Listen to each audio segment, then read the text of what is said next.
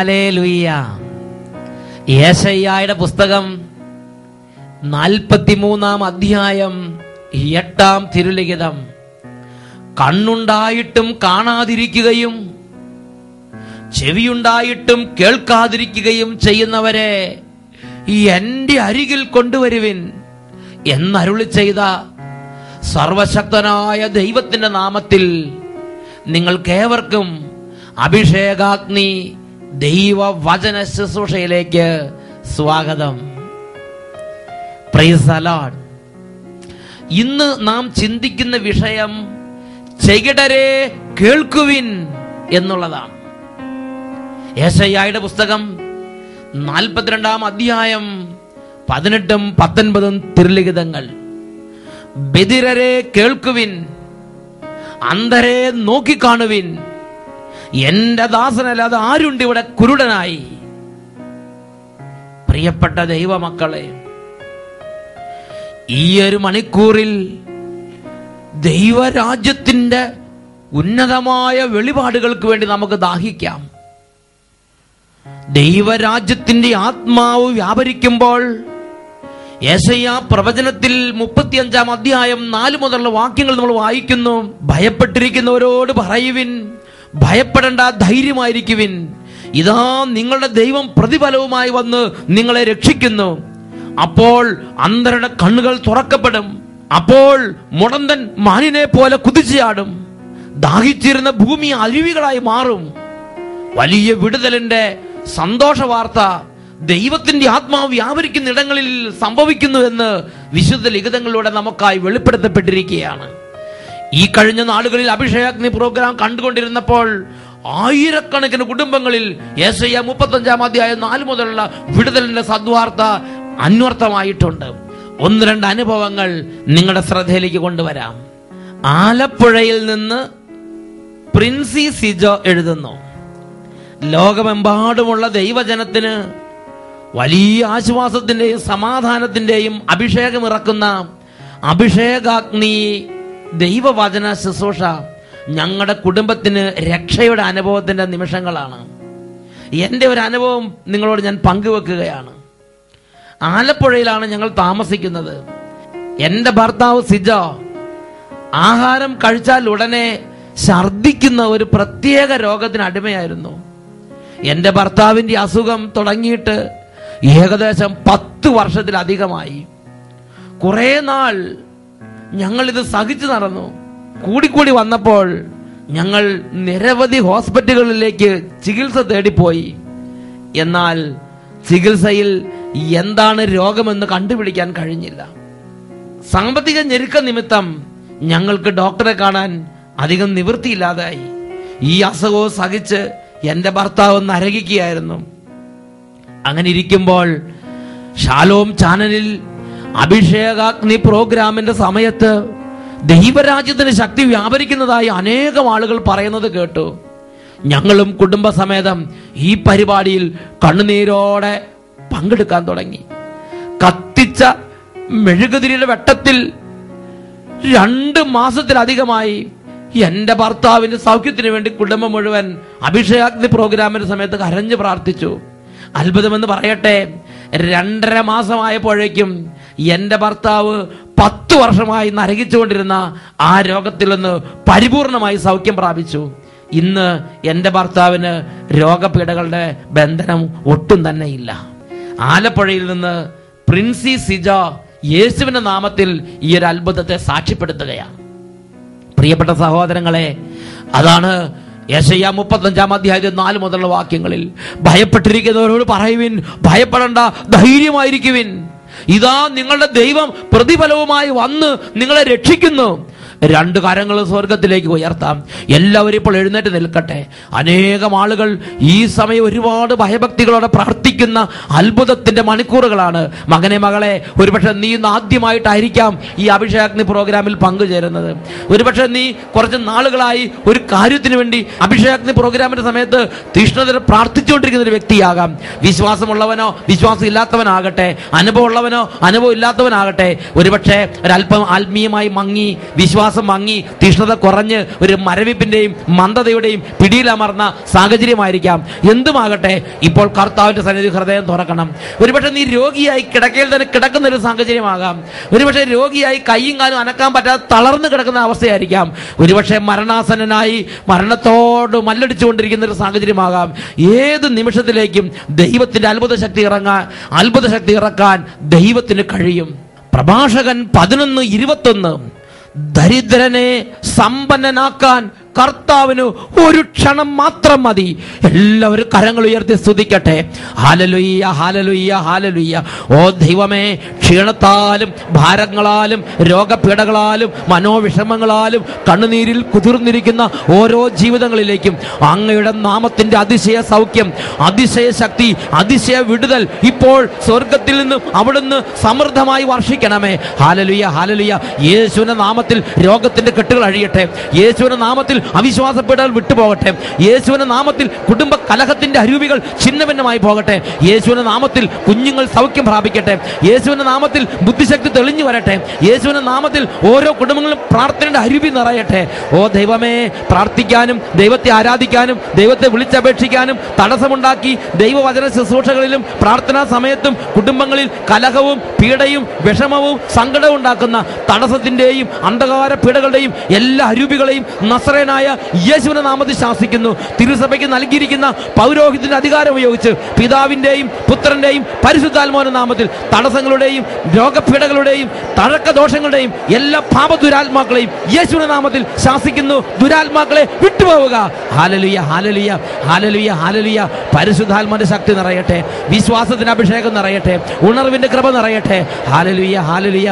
ഓ അത്ഭുത ശക്തിയാൽ, അത്ഭുത കൃപാവരങ്ങളാൽ ഓരോ കുടുംബങ്ങളും ഓരോ ജീവിതങ്ങളും ഓരോ സമൂഹങ്ങളും ഇപ്പോൾ പുതുജീവൻ പ്രാപിക്കട്ടെ. Hallelujah, hallelujah. യേശുവേ ആരാധന, ആരാധന. യേശുവേ ആരാധന, ആരാധന. യേശുവേ ആരാധന, യേശുവേ ആരാധന. യേശുവേ ആരാധന. യേശുവേ സ്തോത്രം. യേശുവേ നന്ദി. യേശുവേ സ്തോത്രം. യേശുവേ നന്ദി. Praise the Lord. ഹല്ലേലൂയ. യെശയ്യായുടെ പുസ്തകം 42-ാം അധ്യായം 18-19 തിരുലിഖിതങ്ങൾ. ബധിരരെ കേൾക്കുവിൻ, അന്ധരെ നോക്കിക്കാണുവിൻ. എന്റെ ദാസനല്ലാതെ ആരുണ്ടിവിടെ കുരുടനായി? ദൈവത്തിന്റെ ഹൃദയത്തിൽ നിന്നും വേദന അണപൊട്ടി ഒഴുകുകയാണ്. വീണ്ടും യെശയ്യായുടെ പുസ്തകം 42-ാം അധ്യായത്തിൽ 20-ാം തിരുലിഖിതം പഠിപ്പിക്കുകയാണ്. അവൻ കണ്ടിട്ടും കാണുന്നില്ല, അവൻ കേട്ടിട്ടും കേൾക്കുന്നില്ല. ഇത് ദൈവത്തിന്റെ വേദനയാണ്. ഇന്ന് ഈ വചനം കേട്ടുകൊണ്ടിരിക്കുമ്പോൾ തന്നെ എന്റെ മേലും നിങ്ങളുടെ മേലും ഇന്ന് അനേകരുടെ മേൽ ഈ വചനം അന്വർത്ഥമായി കഴിഞ്ഞിരിക്കുന്ന ഒരു സംഗതിയാണ്. അവൻ കണ്ടിട്ടും കാണുന്നില്ലല്ലോ, അവൻ കേട്ടിട്ടും കേൾക്കുന്നില്ലല്ലോ. എന്താണ് ദൈവം ഇങ്ങനെ വേദനയോടെ പറയാൻ കാരണം? ദൈവം തന്റെ ഹൃദയത്തിന്റെ വേദന മറ്റൊരു വിധത്തിൽ യെശയ്യായുടെ പുസ്തകം 45-ാം അധ്യായത്തിൽ 10-ാമത്തെ വാക്യത്തിൽ അവതരിപ്പിക്കുന്നുണ്ട്. സ്വന്തം പിതാവിനെ നോക്കിയിട്ട്, പിതാവേ എന്താണ് നീ ജനിപ്പിക്കുന്നതെന്നും, സ്വന്തം അമ്മയെ നോക്കിയിട്ട്, മാതാവേ എന്തിനാണ് നീ പ്രസവിക്കുന്നതെന്നും ചോദിക്കുന്നതിന് ദുരിതം യെശയ്യാ 45:10 പഠിപ്പിക്കുകയാണ്. ദൈവത്തിന്റെ ഒരു വേദനയാണത്. യെശയ്യായുടെ പുസ്തകം 47-ാം അധ്യായം 10-ാം തിരുലിഖിതത്തിൽ പഠിപ്പിക്കുകയാണ്. നിന്റെ ജ്ഞാനവും നിന്റെ അറിവും നിന്നെ വഴിതെറ്റിച്ചു. ഈ വചനങ്ങളെല്ലാം ദൈവത്തിന്റെ ഹൃദയത്തിന്റെ ഉള്ളിൽ നിന്ന് ഒരു വേദന പൊട്ടിപ്പുറപ്പെട്ടൊഴുകുന്ന വചനങ്ങളാണ്. എന്താണ് ഈ വചനങ്ങളിലൂടെ ദൈവം പ്രകാശിപ്പിക്കുന്ന വേദന? ദൈവം തന്റെ പൊന്നോമനകളായി താലോലിച്ച് ഈ ഭൂമിയിൽ അവിടുന്ന് രൂപം കൊടുത്ത്, അവിടുത്തെ നാമമിട്ട്, അവിടുന്ന് പേര് ചൊല്ലി വിളിച്ച് തന്റെ പൊന്നോമനകളായി വളർത്തുന്ന തന്റെ മക്കള് ദൈവത്തെ അറിയുന്നില്ല, ദൈവത്തെ അറിയുന്നില്ല. ഇതാണ് ദൈവത്തിന്റെ വേദന. യെശയ്യായുടെ പുസ്തകം 1-ാം അധ്യായം 2-ഉം 3-ഉം തിരുലിഖിതങ്ങളിൽ ദൈവത്തിന്റെ ഹൃദയത്തിന്റെ ദുഃഖം അണപൊട്ടി ഒഴുകുകയാണ്. ആകാശമേ കേൾക്കുക, ഭൂതലമേ ശ്രദ്ധിക്കുക, കർത്താവ് അരുളി ചെയ്യുന്നു, ഞാൻ മക്കളെ പോറ്റി വളർത്തി, എന്നാൽ അവർ എന്നോട് കലഹിച്ചു. കാള അതിന്റെ ഉടമസ്ഥനെ അറിയുന്നു, കഴുത അതിന്റെ യജമാനന്റെ തൊഴുത്തും, എന്നാൽ ഇസ്രായേൽ ഗ്രഹിക്കുന്നില്ല, എന്റെ ജനം മനസ്സിലാക്കുന്നില്ല. ഇതാണ് ദൈവത്തിന്റെ വേദന. ഇസ്രായേൽ ഗ്രഹിക്കുന്നില്ല, എന്റെ ജനം മനസ്സിലാക്കുന്നില്ല. എന്താണ് ഞാനും നിങ്ങളും മനസ്സിലാക്കേണ്ട അടിസ്ഥാനപരമായ സത്യം? ഞാനും നിങ്ങളും ഈ ലോകത്തിൽ അറിയേണ്ട ഒരു കാര്യമുണ്ട്. എന്റെ ദൈവം എനിക്ക് ആരാ? ഞാനും എന്റെ ദൈവം തമ്മിലുള്ള ബന്ധം എന്താ? പ്രിയപ്പെട്ട സഹോദരങ്ങളെ, ഇന്ന് ഒരുപാട് ഫിലോസഫേഴ്സ് ലോകത്തിലുണ്ട്. ഫിലോസഫേഴ്സ് കണ്ട് ചിന്തിച്ച് അവര് പറയുകയാണ്, ഗോഡ് ഈസ് ആൻ അൺമൂവഡ് മൂവർ. അവർക്ക് ദൈവം ഒരു അൺമൂവഡ് മൂവറാണ്. എല്ലാത്തിനെയും ചലിപ്പിക്കുന്ന അടിസ്ഥാന ശക്തിയാണ് ദൈവം അവർക്ക്. അനേകം തരത്തിലുള്ള യുക്തിവാദികളും നിരീശ്വര ചിന്തകരുമുണ്ട്. അവർക്കെന്താ ദൈവം? ആകാശത്തിനും അപ്പുറത്ത് എവിടെയോ ഇരിക്കുന്ന മനുഷ്യന്റെ വേദന എന്തെന്നറിയാത്ത, കരയാനറിയാത്ത, ചിരിക്കാനറിയാത്ത കളിമൺ പ്രതിമകൾ, അതാണ് അവർക്ക് ദൈവം. നിരീശ്വരന്മാർക്കും യുക്തിവാദികൾക്കും അത് ഒരു പരിഹാസ വിഷയം. ഇനി മറ്റനേകം വിശ്വാസികളുണ്ട്. അവർക്കെന്താ ദൈവം?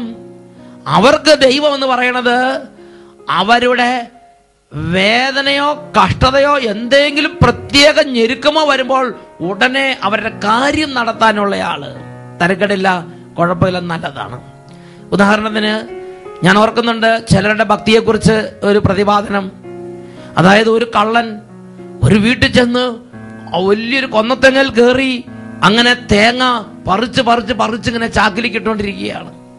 കാരണം ശബ്ദം ഉണ്ടാക്കാതെ അത് തേങ്ങയായിട്ട് പോരണം. അങ്ങനെ തേങ്ങ പറിച്ച് ഇങ്ങനെ അർദ്ധരാത്രിയിൽ തേങ്ങ ശബ്ദം ഉണ്ടാക്കാതെ ഉടമസ്ഥൻ അറിയാതിരിക്കാൻ വേണ്ടി പറിച്ച് ചാക്കിലേക്ക് ഇടുമ്പോൾ പെട്ടെന്ന് ഇതാ തേങ്ങയും ചാക്കും കള്ളനും എല്ലാം കൂടെ പിടിവിട്ട് കൊന്നത്തെങ്ങിന്റെ മുകളിൽ നിന്ന് താഴത്തേക്ക് പോരുകയാണ്. അപ്പോൾ ആ കള്ളൻ ഹൃദയം നുറുങ്ങി വിളിക്കുകയാണ്, ദൈവമേ ദൈവമേ. ചിലർക്ക് ദൈവം ഇതുപോലെയാണ്. അവർക്ക് തിന്മ ചെയ്യാൻ ഒരു മടിയില്ല. അസത്യം കാണിക്കാനും കള്ളത്തരം കാണിക്കാനും മോഷണത്തിനും കവർച്ചയ്ക്കും മടിയില്ല. എന്നാൽ അവർക്കൊരു ദുരന്തം വരുമ്പോ അവരെ രക്ഷിക്കാൻ ഒരു ശക്തി എന്ന നിലയ്ക്ക് ദൈവം വേണം. അനേകരുടെ ദൈവം അവരുടെ ഒരു തകർച്ചയിൽ അവരെ രക്ഷിക്കാൻ വേണ്ടിയുള്ള ഒരാളാണ്. തോന്നിയാസം ജീവിച്ചാലും ശരി, തകർച്ച വരുമ്പോൾ രക്ഷിക്കണം. ഇതാണ് അനേകർക്ക് ദൈവം. മറ്റനേകർക്ക് ദൈവം എന്ന് പറയുന്നത് ഒരു ശക്തി, ഒരു പരാശക്തി, എന്തോ ഒരു വലിയ ശക്തി, എല്ലാത്തിന്റെ മുമ്പിൽ ആദ്യമായിട്ടൊരു ശക്തി, ഒരു ആദിശക്തി. എന്നാൽ സത്യത്തിൽ ബൈബിൾ അവതരിപ്പിക്കുന്ന ദൈവം എന്താണ്? ആരാ ദൈവം? ജെറമ്യാ പ്രവാചകന്റെ പുസ്തകത്തിൽ 31-ാം അധ്യായത്തിൽ 9ഉം 10ഉം തിരുലിഖിതങ്ങൾ. കണ്ണീരോടെയാണ് അവർ വരുന്നത്. ഞാൻ അവരെ ആശ്വസിപ്പിച്ച് തയ്ക്കും, ഞാൻ അവരെ നീരൊഴുക്കുകളിലേക്ക് കൂട്ടിക്കൊണ്ടുപോകും. അവരുടെ കാലുകൾ ഇനി ഇടറുകയില്ല, അവരുടെ പാത സുഗമമായിരിക്കും. എന്തെന്നാൽ ഞാൻ ഇസ്രായേലിന് പിതാവാണ്. ഇതാണ് ബൈബിൾ പഠിപ്പിക്കുന്നത്.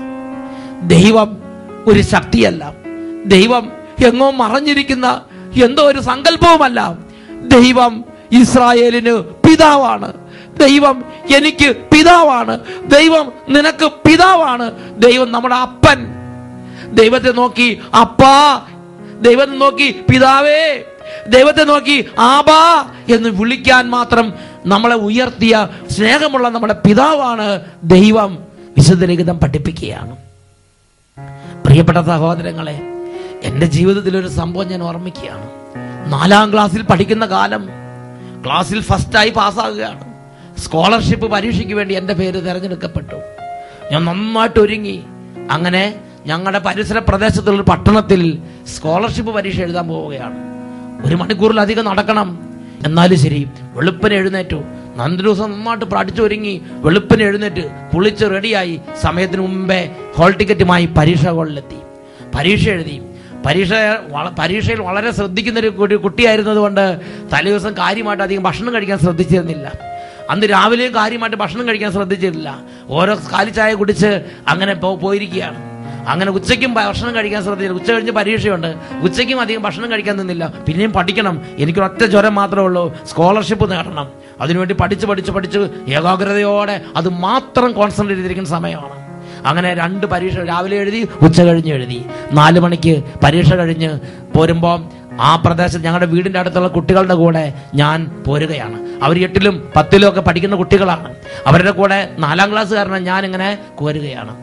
കുറച്ച് നേരം നടന്നൊരു 10 മിനിറ്റ് നടന്നു കഴിഞ്ഞപ്പോൾ എൻ്റെ വയറ്റിൽ കടന്ന് ഭയങ്കരമായൊരു പ്രശ്നം, ഒരു വേദന, ഒരു കൊളുത്തിപ്പിടുത്തം, എന്തൊക്കെയോ തല കറങ്ങുന്നു, ശരീരം മുഴുവൻ വേർക്കുന്നു. എനിക്ക് നടക്കാൻ പറ്റാതെയായി. ഞാൻ റോട്ടിൽ എനിക്ക് കിട്ടിയൊരു കല്ലിൽ ഞാൻ കയറിയിരുന്നു. എനിക്ക് മുന്നോട്ട് നീങ്ങാൻ പറ്റുന്നില്ല, എനിക്കൊന്നും പറയാൻ പറ്റുന്നില്ല. അതികഠിനമായൊരു ഒരു വിഷമം. പ്രിയപ്പെട്ട സഹോദരങ്ങളെ, ആ കുട്ടികൾ 1-2 പേരൊക്കെ അവിടെ നിന്നു. എന്നിട്ട് പറഞ്ഞു ഞങ്ങൾ വീട്ടിൽ ചെന്ന് അറിയിക്കാമെന്ന് പറഞ്ഞിട്ട് ആ കുട്ടികൾ വിട്ടുപോയി. അങ്ങനെ ഞാൻ ഏകാഗിയായി ആ റോഡ് സൈഡിൽ കല്ലിൽ ഇരിക്കുകയാണ്. വിവരം അപ്പൻ അറിഞ്ഞു. അപ്പൻ പല തിരക്കിലായിരുന്നു. എങ്കിലും അപ്പൻ വിവരം അറിഞ്ഞ ഒപ്പം തന്നെ പുറപ്പെട്ടു വന്നു. എന്നിട്ട് ആ റോട്ടിൽ ഞാനിരിക്കുന്ന സ്ഥലത്ത് വന്ന് എന്നെ അപ്പൻ്റെ കരങ്ങളിൽ പിടിച്ചു. നോക്കിയപ്പോൾ എനിക്ക് നടക്കാൻ പറ്റുന്ന സ്ഥിതിയല്ല. അപ്പൻ എന്നെ എടുത്ത് അപ്പൻ്റെ തോളിലേക്ക് വെച്ചു. എന്നിട്ട് ആ ചമൺ പാതകളിലൂടെ നടന്ന് വീട്ടിലേക്ക് നീങ്ങി. ഞാൻ ഇപ്പോഴും ആ രംഗം ഓർക്കുകയാണ്. പ്രിയപ്പെട്ട സഹോദരങ്ങളെ, പിന്നീട് സ്കൂൾ പഠനമെല്ലാം കഴിഞ്ഞ് സെമിനാരിൽ ചേർന്ന് ദൈവാനുഭവത്തിന്റെ വഴികളിൽ നടന്നപ്പോൾ ആ രംഗം എൻ്റെ മനസ്സിൽ മായാതെ നിൽക്കുകയാണ്. എൻ്റെ സ്വർഗത്തിലെ ദൈവം എന്നോടെന്നും അതുപോലെയാണ് പ്രവർത്തിക്കുന്നത്. ഒരു വേദന വരുമ്പോൾ, ഒരു ഭാരം വരുമ്പോൾ ആ ദൈവം വന്ന് കരങ്ങളിൽ കോരിയെടുത്ത് ദൈവത്തിന്റെ തോളിൽ വെച്ച് കരങ്ങളിൽ വഹിച്ചുകൊണ്ട് നടക്കുന്നൊരു അനുഭവം ഇന്ന് വരെ എൻ്റെ ദൈവം എനിക്ക് തന്നു. ആ അനുഭവത്തിൽ നിന്ന് വായിച്ചപ്പോ യെശയ്യായുടെ പുസ്തകം 46-ാം അധ്യായം 4-ാം വാക്യം എനിക്ക് വ്യക്തമായി മനസ്സിലായി. നിങ്ങളുടെ വാർദ്ധക്യം വരെയും ഞാൻ അങ്ങനെ തന്നെ ആയിരിക്കും. നിങ്ങൾക്ക് നരബാധിക്കുമ്പോഴും ഞാൻ നിങ്ങളെ വഹിക്കും. ഞാൻ നിങ്ങളെ സൃഷ്ടിച്ചു, നിങ്ങളെ വഹിക്കും, ചുമലിലേറ്റി രക്ഷിക്കുകയും ചെയ്യും. ചുമലിലേറ്റി രക്ഷിക്കുന്ന ഒരു ദൈവം, കൈകളിൽ എടുത്തുകൊണ്ട് നടക്കുന്ന ദൈവം, ഒരു വ്യക്തിപരമായി ഇടപെടുന്നൊരു സ്നേഹം, ഒരപ്പനെ പോലെ ഒരു അപ്പനായിട്ട് നിന്ന് എനിക്ക് വേണ്ടി നിങ്ങൾക്ക് വേണ്ടി പ്രവർത്തിക്കുന്ന ഒരു ദൈവമുണ്ട്. ഈ ഒരു അപ്പനെയാണ് ഞാൻ നിങ്ങൾ അറിയേണ്ടത്. ജ്ഞാനത്തിന്റെ പുസ്തകം 13-ാം അധ്യായം 8-9 തിരുലിഖിതങ്ങൾ. എങ്കിലും അവർക്ക് ന്യായീകരണമില്ല. ഈ ലോകത്തെ ആരാഞ്ഞ് ഇത്രമാത്രം അറിയാൻ കഴിഞ്ഞെങ്കിൽ ഇതിന്റെ എല്ലാം ഉടയവനായ എന്നെ കണ്ടെത്താൻ നീ വൈകിയത് എന്തുകൊണ്ട്? ഞാനും നിങ്ങളും ഈ ദൈവത്തെ അറിയാൻ ബാധ്യസ്ഥരാണ്. കൊരിന്ത്യക്കാർക്ക് എഴുതിയ 1-ാം ലേഖനം 8-ാം അധ്യായം 2-ാം തിരുലിഖിതം. അറിവുണ്ടെന്ന് ഭാവിക്കുന്നവർ അറിയേണ്ടത് അറിയുന്നില്ല. ഈ നിമിഷങ്ങളിൽ എഴുന്നേറ്റ് നിൽക്കാം, 2 കരങ്ങൾ ഉയർത്തിപ്പിടിക്കാം. എൻ്റെ സ്വർഗസ്വനായ അപ്പനെ എനിക്ക് അറിയണം. എൻ്റെ ദൈവത്തെ അപ്പ എന്ന് വിളിക്കാനുള്ള ഒരു ആത്മീയ സ്വാതന്ത്ര്യം, ഒരു ബന്ധം എനിക്ക് വേണം. കരങ്ങൾ ഉയർത്തി സ്തുതിക്കട്ടെ. ഹല്ലേലൂയ, ഹല്ലേലൂയ, ഹല്ലേലൂയ. ഓ ദൈവമേ, ഈ വചനങ്ങൾ കേട്ടുകൊണ്ടിരിക്കുന്ന ഓരോ ഹൃദയങ്ങളിലേക്ക് പുത്രസഹജമായ ഒരു സ്വാതന്ത്ര്യം അവിടുന്ന് ഇപ്പോൾ നൽകണമേ. അപ്പനും മകനും തമ്മിൽ, അപ്പനും മകളും തമ്മിലുള്ള സ്വാതന്ത്ര്യം, ഒരു ബന്ധം, ഒരു ബന്ധത്തിന്റെ ആത്മീയത അവിടുന്ന് നൽകണമേ. അതിനുവേണ്ടി പരിശുദ്ധാത്മാവിനെ അയക്കണമേ. ഹല്ലേലൂയ, ഹല്ലേലൂയ, ഹല്ലേലൂയ. ദൈവത്തെക്കുറിച്ചുള്ള ഭയം, ദൈവത്തോടുള്ള അകൽച്ച, ദൈവത്തോടുള്ള നീരസം, തെറ്റായ ബോധ്യങ്ങൾ യേശുനാമത്തിൽ വിട്ടുമാറി പോകട്ടെ. ഹല്ലേലൂയ, ഹല്ലേലൂയ. പരിശുദ്ധാത്മ പ്രേരിതമായ ദൈവപുത്ര സ്ഥാനത്തിന്റെ അഭിഷേകം ഓരോ മകനും മകൾക്ക് ലഭിക്കാൻ തക്കവണ്ണം എല്ലാ സാഹചര്യങ്ങളെയും പരിശുദ്ധാത്മാവെ രൂപാന്തരപ്പെടുത്തണമേ. പാപത്തിന്റെയും തഴക്കദോഷത്തിന്റെയും ദുശീലത്തിന്റെയും ജഡിക പാപത്തിന്റെയും 1-ാം പ്രമാണ ലംഘനത്തിന്റെയും ആധിപത്യങ്ങൾ യേശുനാമത്തിൽ വിട്ടുമാറി പോകട്ടെ. ഹല്ലേലൂയ, ഹല്ലേലൂയ. ദൈവകൃപയുടെ അഭിഷേകം നിറയട്ടെ, സ്വാതന്ത്ര്യത്തിന്റെ അഭിഷേകം നിറയട്ടെ, സ്നേഹത്തിന്റെ ബന്ധത്തിന്റെ ആത്മാവ് വ്യാപരിക്കട്ടെ. Hallelujah, hallelujah. യേശുവേ ആരാധന, ആരാധന. യേശുവേ ആരാധന, ആരാധന. യേശുവേ ആരാധന, യേശുവേ ആരാധന. യേശുവേ സ്തോത്രം, യേശുവേ നന്ദി. Praise the Lord. യെശയ്യായുടെ പുസ്തകം 42-ാം അധ്യായം 18-ാം തിരുലിഖിതം. ബധിരരെ കേൾക്കുവിൻ, അന്ധരെ നോക്കിക്കാണുവിൻ, എന്റെ ദാസനല്ലാതെ ആരുണ്ട് ഇവിടെ കുരുടനായി?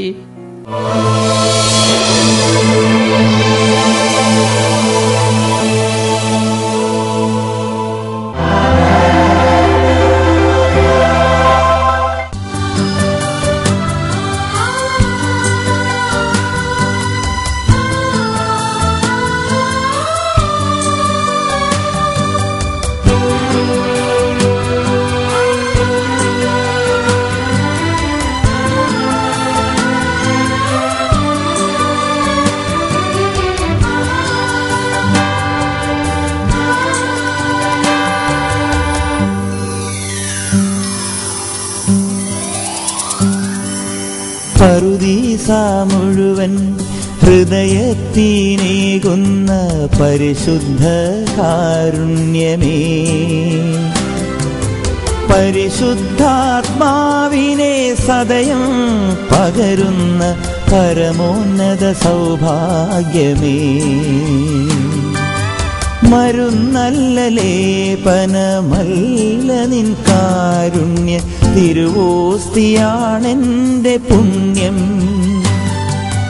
മരുന്നല്ല ലേപനമല്ല നിൻ കാരുണ്യ തിരുവോസ്തിയാണെന്റെ പുണ്യം. അൾത്താരയിൽ നേരുന്ന ആരാധന എന്റെ ഉൾത്താരിലും പാടുന്ന ആരാധന, അൾത്താരയിൽ നേരുന്ന ആരാധന എന്റെ ഉൾത്താരിലും പാടുന്ന ആരാധന. പറുദീസ മുഴുവൻ ഹൃദയത്തിനേകുന്ന പരിശുദ്ധ കാരുണ്യമേ. സഭാപ്രസംഗകന്റെ പുസ്തകത്തിൽ 2-ാം അധ്യായം 26-ാം തിരുലിഖിതം, തന്നെ പ്രസാദിപ്പിക്കുന്നവർക്ക് ദൈവം അറിവും ആനന്ദവും പ്രദാനം ചെയ്യുന്നു. പാപികൾക്കാകട്ടെ സമ്പത്ത് ശേഖരിച്ച് കൂട്ടാനുള്ള ജോലി മാത്രം കൊടുക്കുന്നു. 2 കരങ്ങൾ ഉയർത്തിപ്പിടിക്കാം. ഈ മണിക്കൂറിൽ ദൈവവചനം കേൾക്കാനിരുന്നപ്പോൾ ദൈവത്തെ പ്രസാദിപ്പിക്കാൻ വേണ്ടി നാം യത്നിക്കുകയായിരുന്നു. കരങ്ങൾ ഉയരട്ടെ. ഓ ദൈവമേ, അവിടുത്തെ തിരുശരീരത്തിൽ നിന്നും അത്ഭുത ശക്തി പുറപ്പെട്ട് ഇപ്പോൾ രോഗികൾ സൗഖ്യം പ്രാപിക്കാൻ തക്കവണ്ണം അവിടുന്ന് ഇടപെടണമേ. കുടുംബങ്ങളിൽ നിന്ന് തലമുറ എല്ലാ തിന്മയുടെ കോട്ടകളും തകരട്ടെ കർത്താവേ. ദുഃഖത്തിൻ്റെയും മരണത്തിൻ്റെയും അനർത്ഥത്തിൻ്റെയും അപകടങ്ങളുടെയും എല്ലാ ദുർപീഡകളും കുടുംബങ്ങളിൽ നിന്ന് യേശുവിന്റെ നാമത്തിൽ വിട്ടുമാറി പോകട്ടെ. കുട്ടികൾക്ക് പഠിക്കാനുള്ള തടസ്സങ്ങൾ യേശുവിന്റെ നാമത്തിൽ കുടുംബങ്ങളിൽ നിന്ന് വിട്ടുമാറി പോകട്ടെ. ഓ ദൈവമേ, സമാധാനമില്ലാത്ത കുടുംബങ്ങളിലേക്ക് സമാധാനത്തിന്റെ അഭിഷേകം നിറയട്ടെ. ഓ ദൈവമേ, സന്ധ്യാപ്രാർത്ഥന പുലരാത്ത കുടുംബങ്ങളിലേക്ക് സന്ധ്യാപ്രാർത്ഥനയ്ക്കുള്ള ആത്മാവ് നിറയട്ടെ എന്ന് പ്രാർത്ഥിക്കുന്നു. ദൈവമേ, വിശ്വാസം മങ്ങിപ്പോയവരും പ്രാർത്ഥന നിലച്ചുപോയവരും ദേവാലയത്തിലേക്ക് പോകാൻ കഴിയാത്ത വിധം ബന്ധിക്കപ്പെട്ടവരുമായ ഓരോരുത്തരിൽ നിന്ന് സാത്താൻ കോട്ടകൾ തകരട്ടെ എന്ന് പ്രാർത്ഥിക്കുന്നു. ഹല്ലേലൂയ, ഹല്ലേലൂയ, ഹല്ലേലൂയ. യേശുവേ ആരാധന, ആരാധന, ആരാധന. യേശുവേ ആരാധന, ആരാധന. യേശുവേ ആരാധന, യേശുവേ ആരാധന എന്റെ ഉൾത്താരിലും പാടുന്ന ആരാധന, അൾത്താരയിൽ നേരുന്ന ആരാധന എന്റെ ഉൾത്താരിലും പാടുന്ന ആരാധന.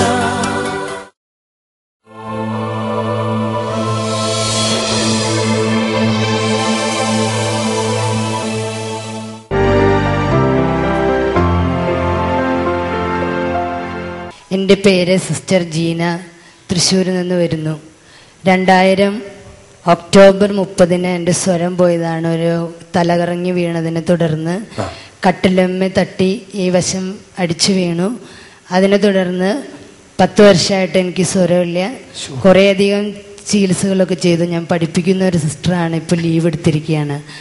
ഇപ്പം ഇന്നലെ കൗൺസിലിങ്ങിൻ്റെ സമയത്ത് എന്നെ കൊണ്ട് സിസ്റ്റർ ബൈബിള്, ഓമനായ മനുഷ്യന്റെ ഭാഗങ്ങളൊക്കെ അതൊക്കെ എന്നോട് വായിപ്പിച്ചു. പിന്നെ കുറെ കാര്യങ്ങളൊക്കെ സിസ്റ്റർ എന്നോട് പറഞ്ഞു. കൗൺസിലിങ്ങിന് ശേഷം സിസ്റ്റർ എന്നോട് പറഞ്ഞു, സ്വരം കർത്താവ് തന്നിട്ടുണ്ട്, സിസ്റ്റർ പാടാൻ പറഞ്ഞു. ഇങ്ങനെ മാതാവിൻ്റെ പാട്ടൊക്കെ ഹൈ പിച്ചിലുള്ളത് സിസ്റ്റർ പാടി. അതിൻ്റെ കൂട്ടത്തിൽ ഞാനും പാടി. ഇപ്പൊ എനിക്ക് സ്വരം വന്നതായിട്ട് എനിക്ക് അനുഭവപ്പെടുന്നു. ഹല്ലേലൂയ. 10 വർഷത്തിൽ എത്ര കർത്താവ് അത്ഭുതകരമായി സൗഖ്യപ്പെടുത്തിയിരിക്കുക. സ്കൂളിൽ നിന്ന് ലീവ് എടുത്തിരിക്കുന്ന ഒരു അവസ്ഥയിലായിരുന്നു. ഹല്ലേലൂയ. കൈ ഉയർത്തി അടിച്ച് ദൈവത്തെ ആരാധിക്കാം.